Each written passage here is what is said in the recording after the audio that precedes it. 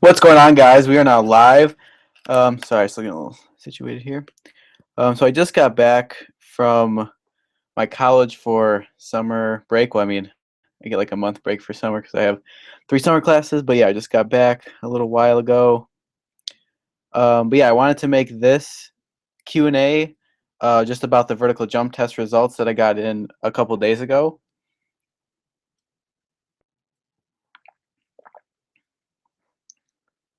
I was going to originally do this Q&A talking about tendon stiffness and 1-foot jumping, and particularly with tendon stiffness, how like how strength training, jumping, how it all relates back to like vertical jump and stuff. So um, instead of doing that in this Q&A, and let me know in the chat if you guys would want me to do these Q&As. Hey, what's up, Hillel? Number 13. Let me know if you guys want me to do these Q&As more often, because I mean, like I said, since I'm home for summer break, um, like I said, break's like a month, but since I'm home, um, if you guys want to see different videos or more of these Q&As, just let me know in the comments or in the chat right now. But yeah, I'm just gonna get right into the results. It was a couple page, 4-page report, 3-page report on just the stuff I did in lab. So I mean, I guess I'll start off with kind of what I did in the lab. So they had me they started off by actually first having me wear like compression clothing, and I didn't ask, but I assumed that just to get the most accurate results possible and kind of like decrease the like any like air resistance or anything from clothes, and just help like with the sensors they had. So I had a sensor. I had like 6 different sensors on. I think I had 4 on my foot.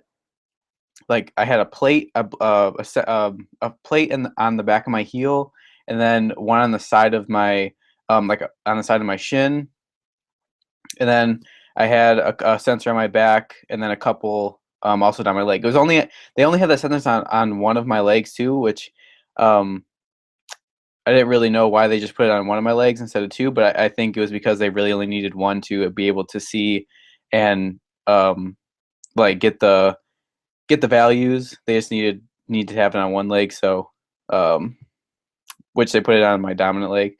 So yeah, I had those on. But yeah, just to get into the results right now.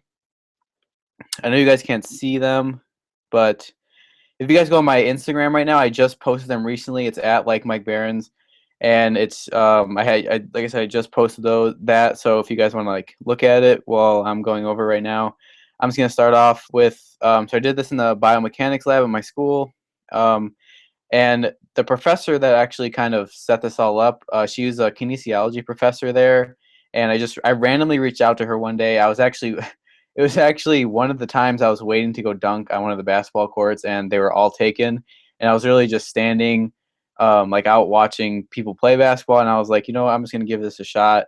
It might be kind of like hit or miss. Like it might be a long shot to even ask, but I typed out like a full paragraph emails, gave her some of my background, like why I want to do it, and she actually replied, and we got it all set up within like a month. So I just really just want to thank, I thanked her then, but like if they ever see this, thank you for allowing me that opportunity. And then there actually 4 students who like volunteered their time to actually do the testing in the lab, and one of them actually like wrote the full report. So yeah, just thank you to all of them if you guys ever see this. But it was just a really cool, unforgettable experience that I got to do there. So yeah, so I'm gonna go over the first graph. I can't see if you guys are asking questions. The first graph was actually like a velocity curve. I mean, it was a bar graph, and then it had like a trend line with how the velocities changed over like the certain jumps. So they had me do a one. We started off doing the two leg counter movement jump, and then 2-leg full foot jump. So it was just however I could get max height. That's how I was jumping, and then um, we did 2-foot heel to toe, and then 2-foot 4-foot jump, which is basically just jumping just without any heel touch, any back of the foot touch at all, just strictly focusing on jumping from my 4-foot, and then did a 1-leg counter movement jump, and then just a 1 foot running jump.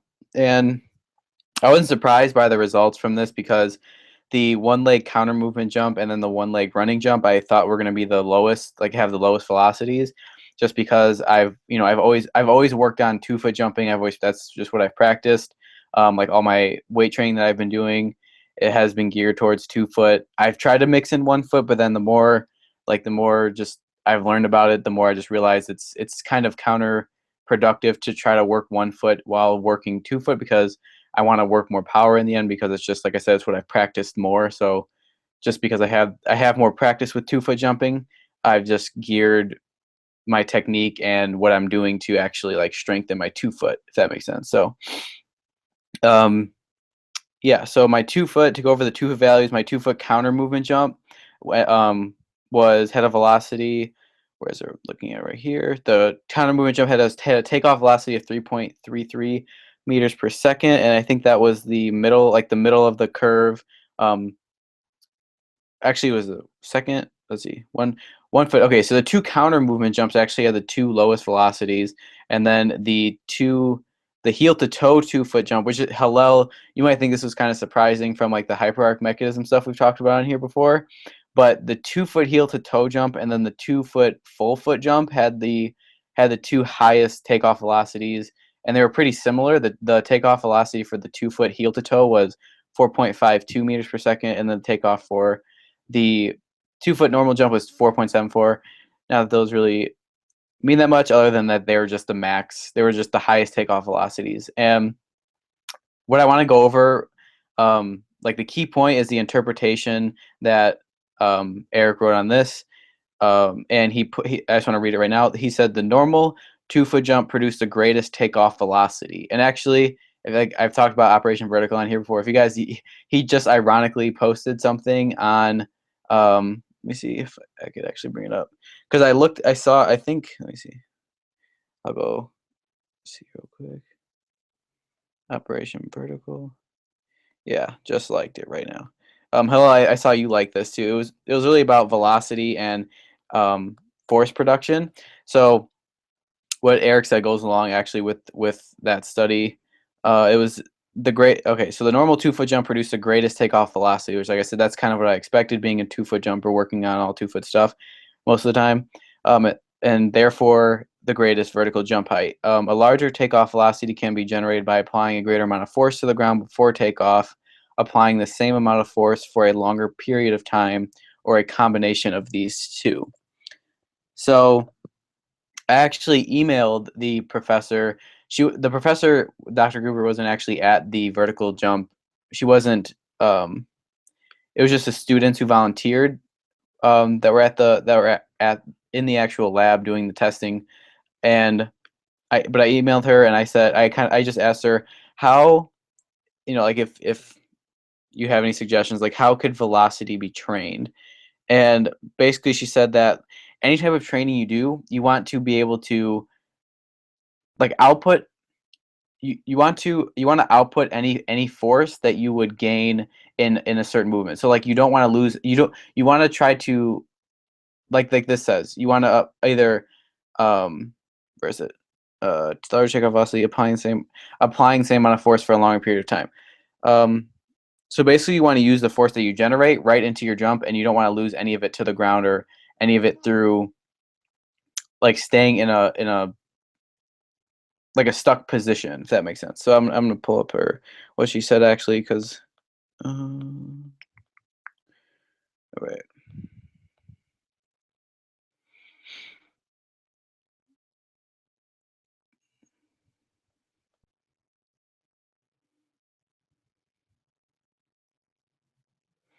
Okay, she said, obviously there is a threshold for maximizing takeoff velocity and how you can apply force to the ground.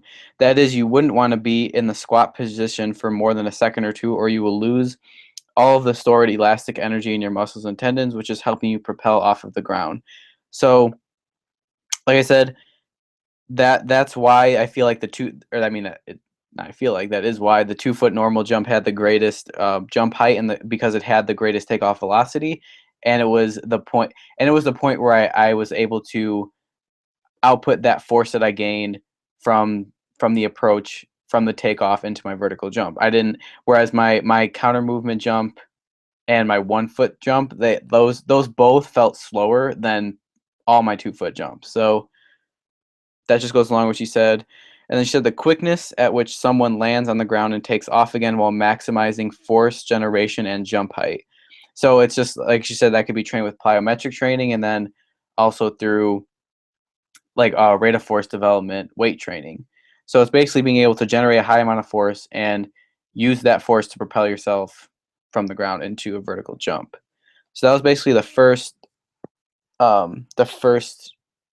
set of results that I thought were pretty significant. And then the second set of results was actually from the amount of force generated from each jump, and that was, if you guys saw in the post that I posted a few minutes ago on my Instagram, that was the 3 plates, like it was like a beige color that were in the ground or on the floor. Those were force plates.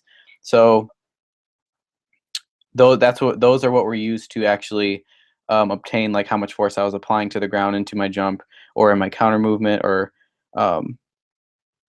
just in any of the testing that they did. That's what they used to actually get the amount of force. So again, so this can be correlated to which jump had the highest takeoff velocity, which had the greatest jump height, which also ended up having the greatest amount of force. So the 2-foot normal jump had the greatest average amount of force, and the 2-foot heel to toe jump had the second greatest average amount of force, and that's the jump that also had the second greatest velocity. So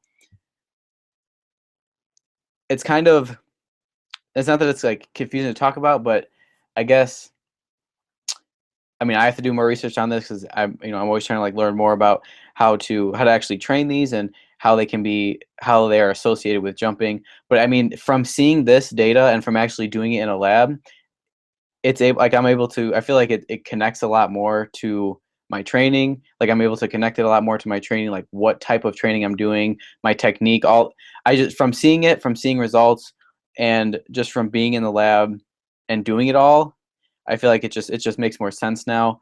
In terms of like velocity, um, average like max force, just like how that all applies to actually jumping and getting off the ground. Hey, what's up, Ricky? Thank you for joining the live stream. If you guys have any questions or anything, just leave them in the chat. Or like I said, if you guys have any video suggestions or anything, just got back from school for summer, so I'm gonna be posting more. And possibly doing more of these Q&As if you guys want to see more or have more topics you guys want me to talk about. And like I said, I love hearing from you guys and like learning from your guys' experiences too, and just hearing what you guys have been through training, or like what you guys have learned, or it's just cool to hear from you guys and hear your guys' perspective. So yeah, just to get back into the force results. So again, my 1-foot, all of my 1-foots had the lowest average max force. My one leg counter movement jump only had a force of 961 newtons compared to my max 2-foot normal jump, which had an average max force of almost 2,500 newtons. So to over double the amount of force in my normal 2-foot compared to my 1-foot counter movement. And then, so the hypothesis with this, they actually asked me like what my hypothesis was for that I wanted to test. And I said that like, hello, this actually kind of stemmed from what we've talked about in here before, is that 4-foot jumping would result in a greater amount of force and a higher vertical jump compared to heel to toe jumping, or just like normal jumping. But what these results, I mean, I've shown for me at least that just going going full foot had the greatest average force, velocity, and vertical jump height. And then the graph actually showed the comparison.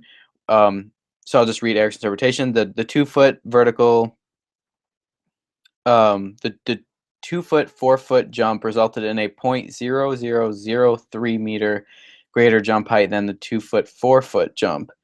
So basically, that was just too small to even have any significance. And he even said that that could be just due to error because each condition had the same takeoff velocity, which should result in the same jump height. So from that, there was really no significant difference in forefoot and heel to toe. But I feel like for me, the major difference came when I just jumped jumped my max and just really wasn't thinking heel to toe or forefoot, because that was another thing. Like when I was having to jump forefoot, or when I was having to jump heel to toe, I had to think about it because I was wanting to purposefully test that. But when I was just jumping my max, I was just focusing on just hitting the force plate as hard as I could, and then just also in turn jumping as high as I could. So I didn't really have to think about it too much, and I was just going through and trying to get the greatest vertical jump height and greatest force. So, and I think from this, so the greatest jump height recorded was point 0.882 meters, which was like 36 inches. And I also said this in the Instagram post, but I feel like so I did this testing April 6th, and that was before I was in like my strength phase. And since then, I've just been since that point, I literally, like, probably less than a week after, I've been doing nothing but working on my strength to just to get stronger, to be able to, like, apply more force to the ground.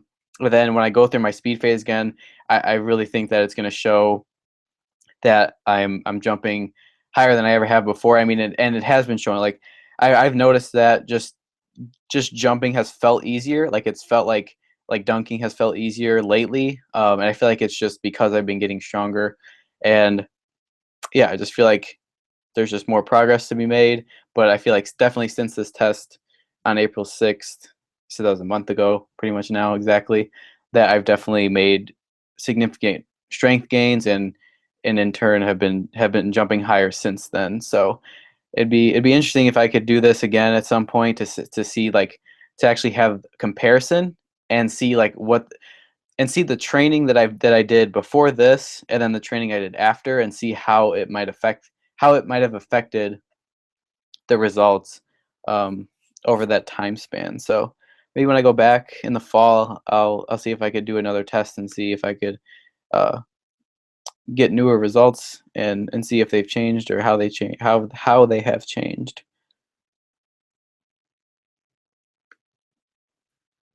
See.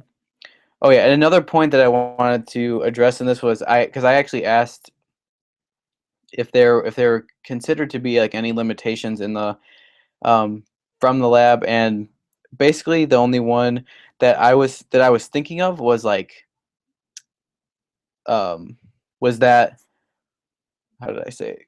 I'm gonna bring up the email just to get it right. Oh, so basically I said that I felt like it felt like I had to jump narrower, if that makes sense, than I would normally jump on a basketball court, because the force plate was probably only a couple inches bigger than my foot. And she replied with, "The force applied to the ground is the force applied to the ground. As long as both of your feet were within the boundaries of the force plate, then all of the force you apply to the ground was measured. How far apart your feet will affect how far apart your feet are will affect your stability, which may make it feel like you are applying more force to the ground than if your feet were together. The different orientation of your limbs in a close versus farther apart foot position isn't different enough to change your mechanical advantage of your muscles and limbs." So basically, the point I was getting at with asking her that question was that it felt like I had to jump different in the lab. But her point basically is that, as long as both my feet were on the force plate, I was applying the maximum amount of force that I possibly could have. But the thing that was different was, like, just the spatial orientation, and the fact that I wasn't on a court, which is, like, where I'm used to jumping. So I'm used to just having, like, all that space around me and in front of me. Um, whereas this was kind of like a straighter path. But again, she said as long as both my feet were like hit the force plate, then all the force I could have possibly applied to the ground was applied. But the only difference could have been just like the feeling of where I was at, and maybe there was some stability that like some stability differences from jumping at like in a narrower position compared to if I was on a court, I would have like more ability to extend and just kind of have like a like an open feel, I guess. Whereas in the lab, it was just kind of more condensed, more enclosed. And also, like this is something else I thought about. Like I didn't bring this up or ask you or anything, but like I wasn't reaching for anything, and I feel like that's more of a mental thing. Whereas like where if you're trying to reach for something that's like you're trying to hit, or with dunking, like you're trying to like you're trying to dunk. So like that's I don't know. I feel like you have that mental challenge. So it kind of forces you to jump to like go harder. Whereas like in the lab, I almost kind of had to hold myself back because like right above the force plate was actually like a light hanging from the ceiling, so I couldn't actually like reach up and try to touch something to get higher, or like force myself to get higher than um than like I would be able to like if I had arm swing or anything. So or like if I was able to fully extend vertically with my arms and everything. So wasn't able to do that, but like I said, it was just a really cool experiment to do. It was a really cool experience to go through to to do some testing, just again go through the experience of like seeing results and being able to kind of correlate it back to um, like how I'm jumping, the workouts that I'm doing to maybe improve those aspects. So now I see that my 2 foot fold my full 2 foot jump is my strength. So I'm definitely going to work on my weaknesses, but it's good to know that that's my strength so that I could strengthen that while strengthening my weaknesses and just have it all progress from there. So I feel like it was a good learning experience, and I'm gonna use the results in the day that I got from that, and just apply it to my workouts and how I train,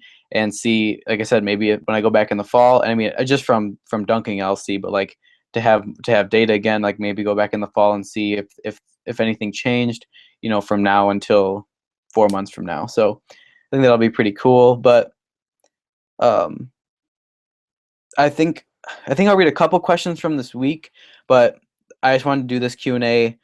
It was like I said, I was going to do this Q&A originally talking about 1 foot jumping and like tendon stiffness, but I think I'm going to hold off on that until the next Q&A.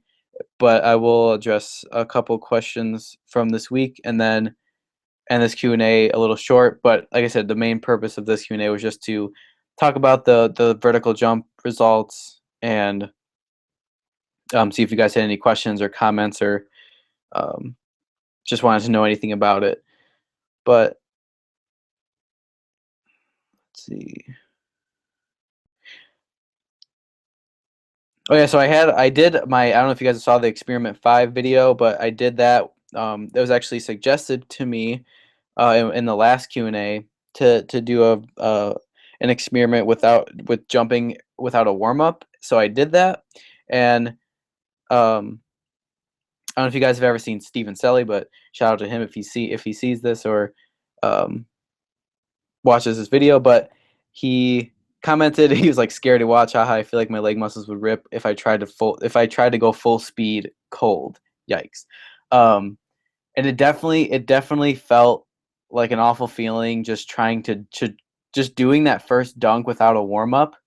Literally felt like my shoulder like popped out of place for a second on the first jump, because I literally walked in the gym. There's nobody in there, and I would normally I would normally just shoot around, just do a few sprints, start to try to get a sweat going, something just to get loose and warm up before I actually jump or dunk. And like just that first jump felt awful. Would not recommend trying to get into a dunk session or anything without warming up at least a little bit, just to again like get warm, something to get loose. But yeah, it wasn't definitely would not advise that. And then Chris Graber, He asked, "Do I have any tips for adding weight to hang cleans?"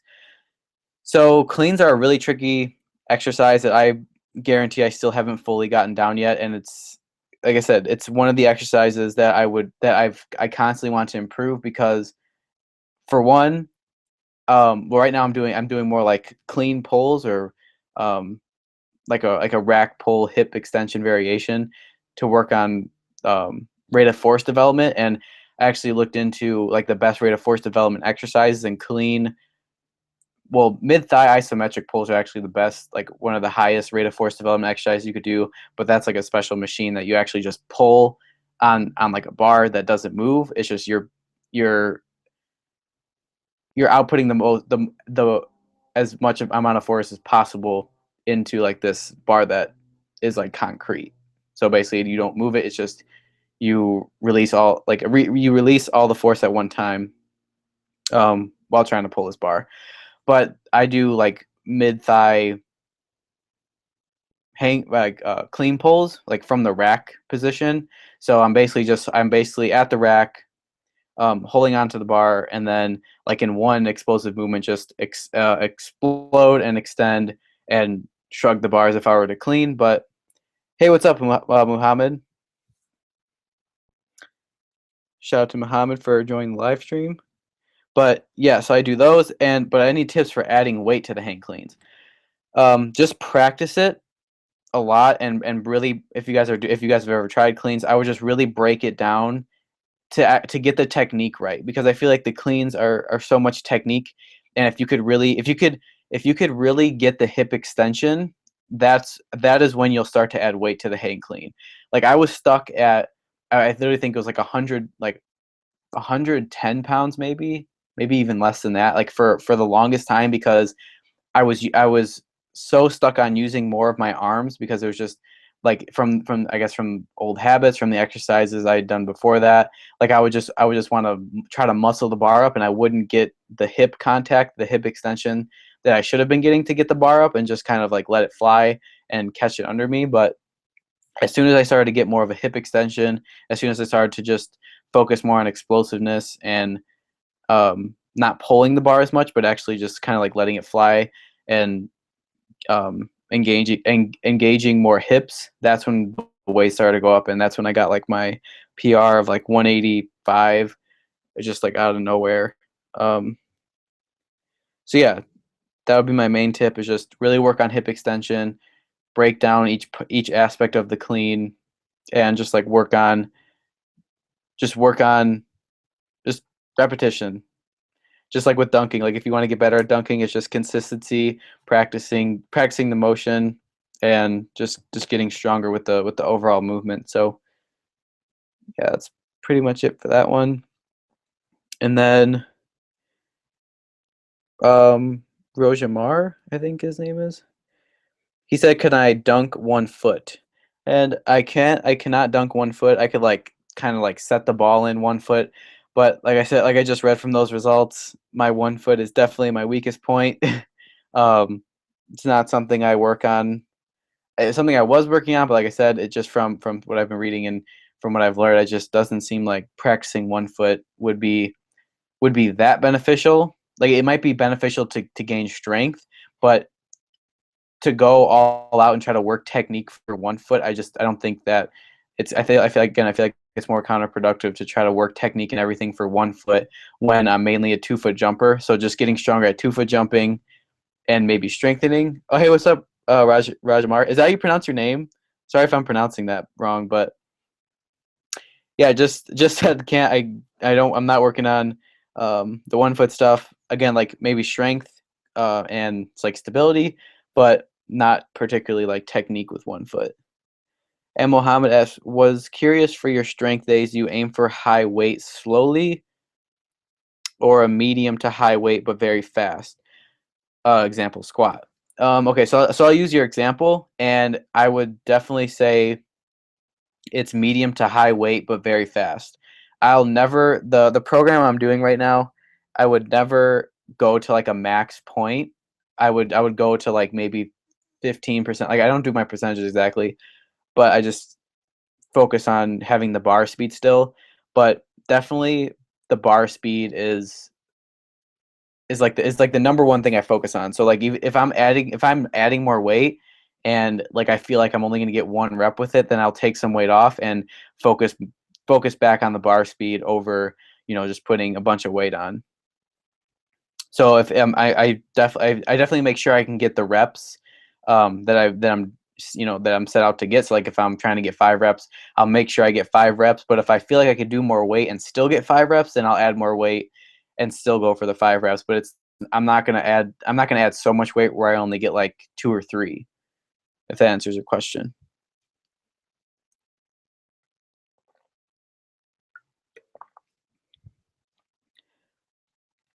Rogemar, I want to master 2-foot jumper too, but I can't dunk 2 foot, but I can grab the rim. But I can grab the rim with 2 hands. Any advice? Okay, so Rogemar, are you a 1-foot jumper then or 2 foot? Like were you just kind of curious if I could dunk 1 foot?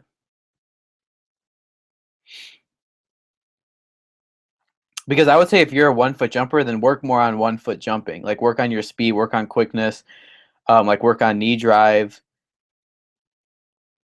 But if you're a 2-foot jumper, then that's a different story. Like I could relate more to 2 foot.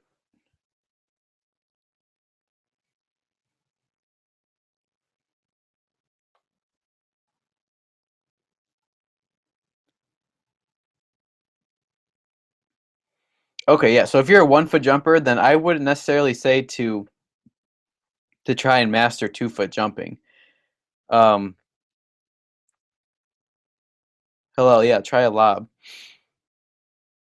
Yeah, I would definitely say to just work more on your, like work more on your speed and the technique of 1-foot jumping if you feel like you're more of a 1-foot jumper. Because 2-foot jumping, like I feel like you would know if you were a 2-foot jumper because you would be, um, like you would feel like you need to jump with more power compared to 1-foot jumping. Whereas like 1-foot jumping is more just straight speed, quickness, and like horizontal, I guess, compared to 2-foot.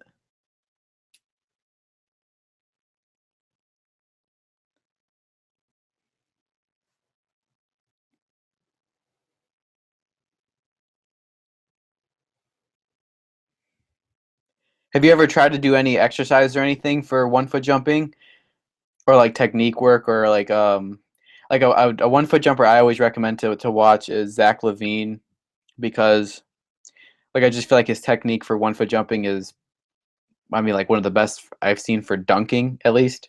Or just like watch high jumpers, like Olympic high jumpers. They're 1-foot jumpers. Sometimes if I dunk 1 foot, I can't grab the ball. That's my number one problem. Okay, so if that's your number one problem, then that's more of like a timing issue. It's not so much that you can't jump off a 1 foot.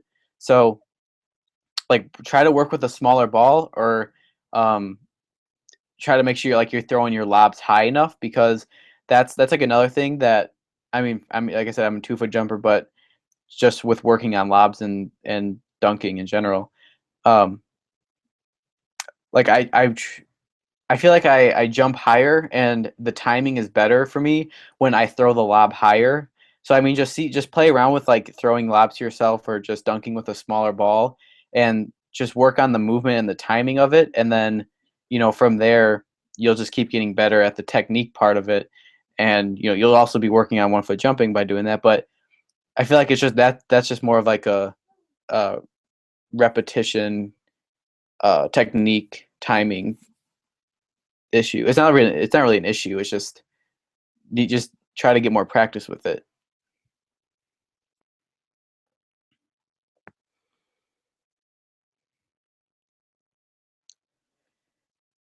I'm gonna see. Oh yeah, to answer your other question, he said, "Can I Rojamar said, can I make a video 2-foot dunk and 1-foot dunk?" Yeah, I'll definitely do one with 1 foot and 2 foot.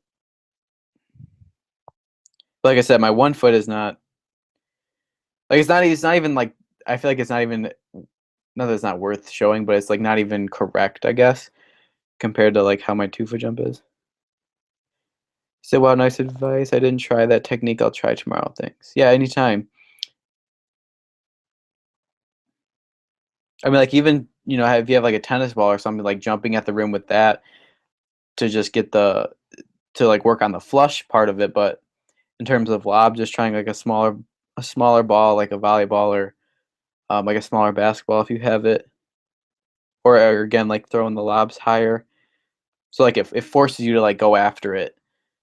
Um, I mean that's at least that's how I like throw my lobs. Like I like to be able to extend and like force myself to get up and go after the ball.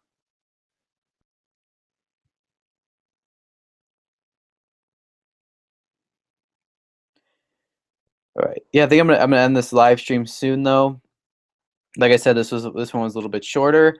I just wanted to address like the vertical jump results that I got in the lab. Shout out to Hillel for his. I think I said 12 at the beginning of this Hillel, but this is number 13 in a row that Hillel's been on here. So yeah, shout out to him. Mohammed said, "Do you recommend doing snatches?" Yeah, I've actually done snatches before. The snatch, it's a lot like the clean motion, like it's like triple extension.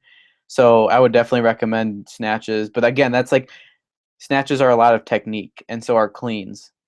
So if you're trying to just work on like strict rate of force development, I would more recommend just the pull, like the clean pull or the snatch pull, because you're generating more force that I feel like would be that could be more applicable to jumping.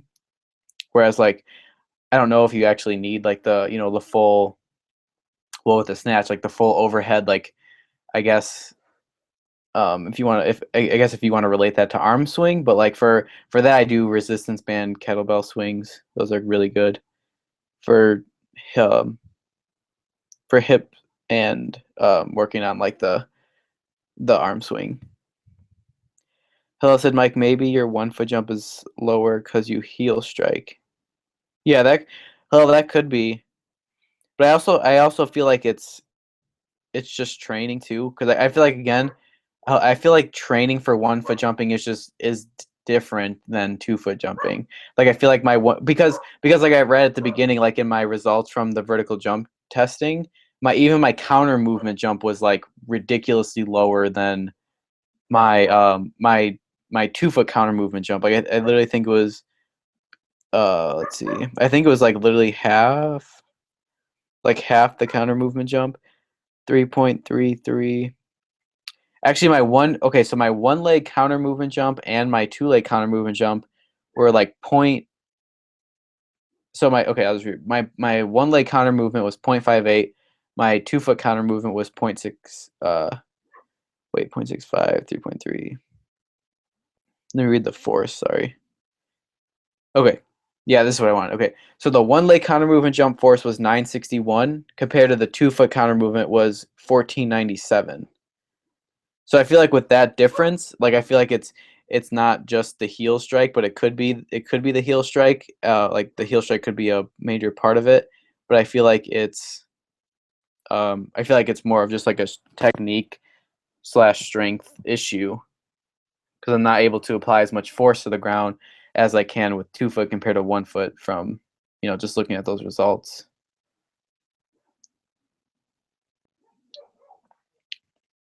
So maybe like more of what I could do is work on like 1 foot, just like one work on like 1 foot strength, but in terms of like actual training for 1 foot jumping, I feel like it's just different. Mohammed, you're welcome. And Rojamar, you're welcome too. See your next dunk video.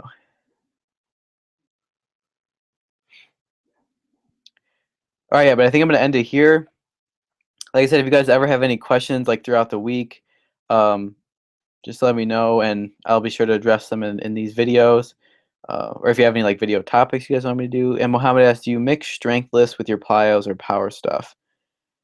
So I don't know if you would say mix, but because like dunking, like that's like a plyometric movement. So I guess that would be it. Like it's not if you're saying mixed as in like do I do them on the same day? I might do like depth jumps on the same day as my strength lifts, but in terms of like actual like drop jumps and um like a full plyometric workout, I'll do that on a separate day as my strength days. Let's see, drop jumps, altitude drops, which is just like catching yourself like landing, which is just landing. I'll do like single and double leg of that, and then drop jumps, depth jumps, um, like hurdles. So I'll go over like one box low and then jump over a higher box. All that stuff I'll do on a separate day. But like I said, I might like throw in depth jumps on a strength day. But like that's like the farthest I'll go with mixing plyos and strength, I guess.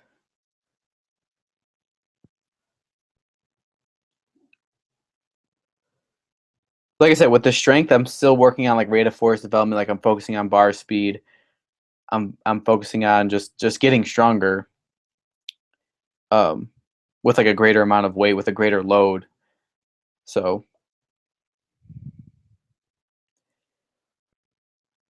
hello, yeah. I'm glad you found it interesting and enjoyed it. You said thanks for sharing the lab test. Really interesting. Yeah, like I said, it was really interesting for me to get that back and just see like what was my strong point. Like I said, hello, like the thing that stood out to me was the 4 foot versus like the full foot jump. Cause I mean from like all that stuff that we've talked about and like looked into and that I've looked into, it's just I really feel like it's more what you've practiced for like a longer period of time. So like if I were to maybe if I were to practice 4 foot more, then like my 4 foot would get stronger. But for me at least, my jumping full foot just to the max, that's where I get my greatest vertical from. So it was pretty cool to learn about. But yeah, if you guys don't have any more questions, I think I'm gonna end the live stream here. Um, thank you guys all for tuning in. Like I said, I'm home now, so I think I'm gonna be posting. I'm gonna be posting more. So let me know if you guys want to see anything specific. I'll definitely look for your comments and answer any questions you guys have on here. So yeah, I want to thank you guys again for watching, and I will see you guys in the next live stream. Hello. Eventually we will all fly. We will end on that.